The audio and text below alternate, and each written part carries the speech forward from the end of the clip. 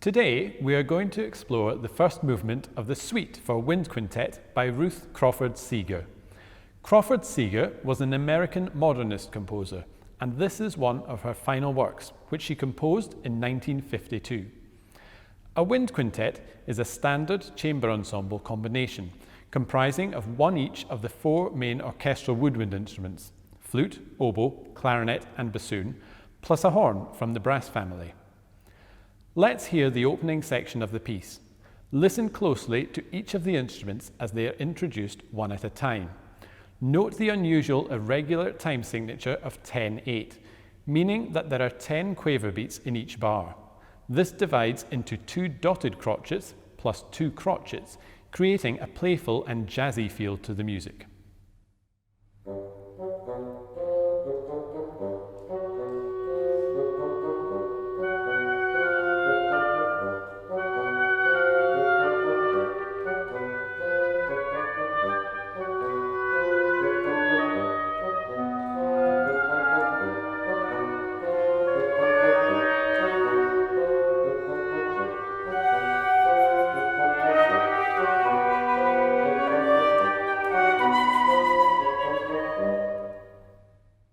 The bassoon starts things off with a continuously repeated figure of 7 notes, otherwise known as an ostinato or a riff.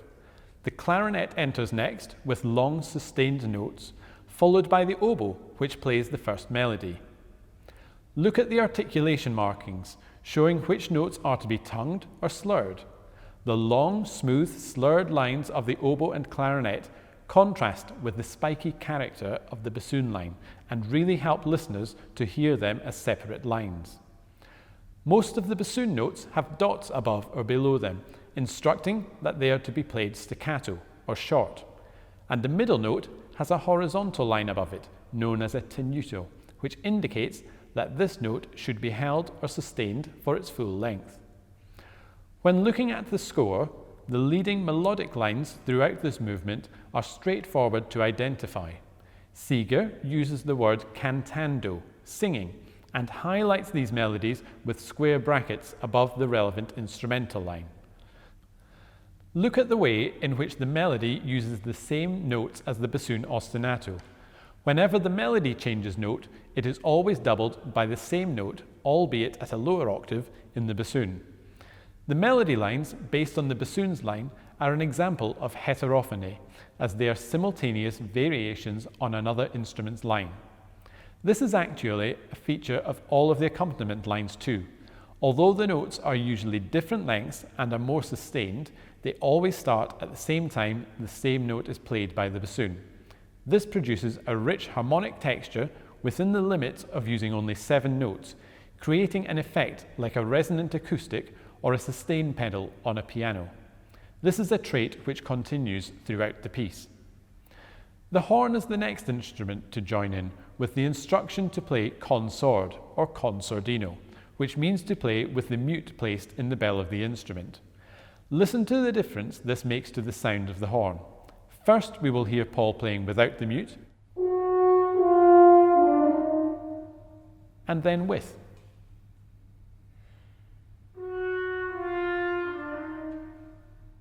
Finally, the flute joins in, at first with a single accompaniment note, and then with a melodic line, very similar to the oboe, with a few extra notes, but always following the notes of the bass line ostinato.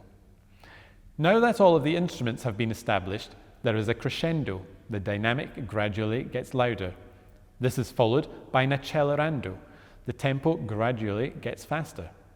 The legato, smooth, melodic lines start to disappear, and the 4 woodwind instruments all join together by playing the bassoon's line in octaves, rhythmic and pitch unison.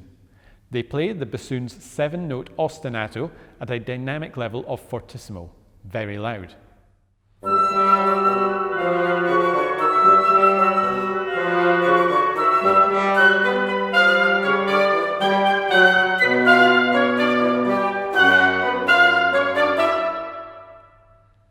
Through the following sequence of changing rhythms and changing irregular time signatures, the tempo continues to accelerate. The 7-note pattern changes, 1 note at a time. There is an increase in energy and tension, and the climax ends with 3 strongly accented notes and the instruction written or ritenuto held back. The music has come to a halt on C natural, a tritone away from the first held F sharps of the clarinet's opening bars. This is as far as it's possible to travel in harmonic terms, so it feels like we're musically a long way from home.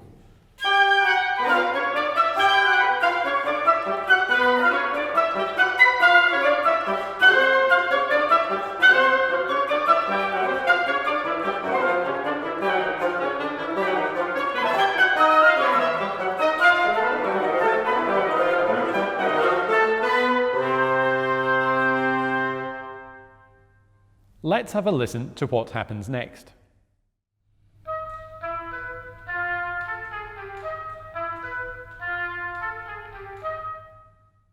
Does this sound familiar? Here we have the oboe playing an inversion of the bassoon's original ostinato. When we compare them against each other, we can see that the intervals between the notes are exactly the same. They just go in opposite directions. Just as at the opening, Crawford Seeger chooses another instrument capable of really short staccato playing to characterize her ostinato. However, if we expected things to progress as before, we'd be wrong. Soon, the oboe alternates its inversion of the bassoon riff with one the right way up.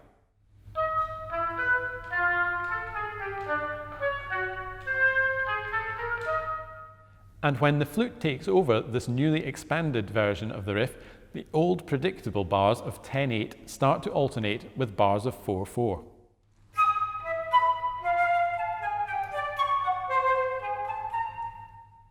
Meanwhile, some of the long, tangled melodic lines of the first half have got stuck on small repeating patterns. The horn eventually settles on an ostinato derived from the oboe riff.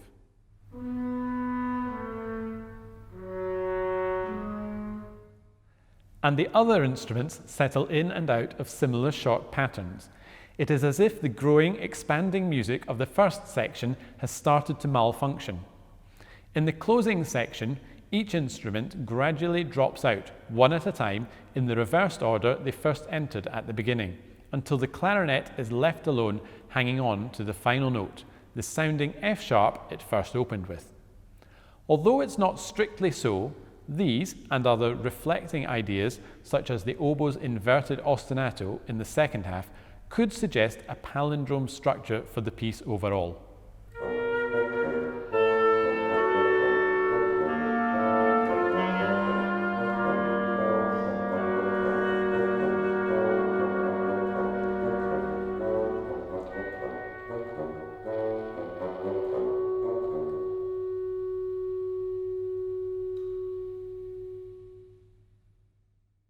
Let's now hear in its entirety the first movement of Ruth Crawford Seeger's Suite for Wind Quintet.